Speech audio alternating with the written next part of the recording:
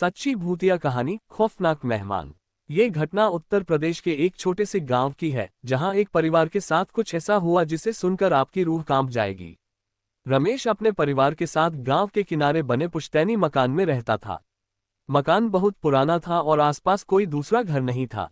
गांव के लोग कहते थे कि वहां अजीब घटनाएं होती हैं, लेकिन रमेश ने इन बातों पर कभी ध्यान नहीं दिया। रात का अनजान मेहमान। एक रात तेज आंधी तूफान आया। पूरा गांव अंधेरे में डूबा था।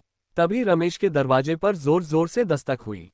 कौन है? रमेश ने आवाज लगाई। कोई जवाब नहीं आया, सिर्फ दस्तक बढ़ती गई।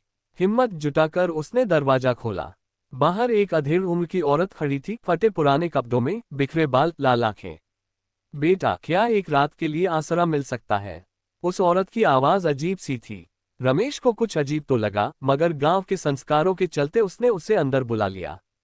डरावनी घटनाएं शुरू। रात के बीच में रमेश की पत्नी सुनीता की नींद खुली। उसने देखा कि वह औरत दरवाजे के पास खड़ी होकर रमेश को घूर रही थी। आप सोई नहीं? सुनीता ने डरते हुए पूछा।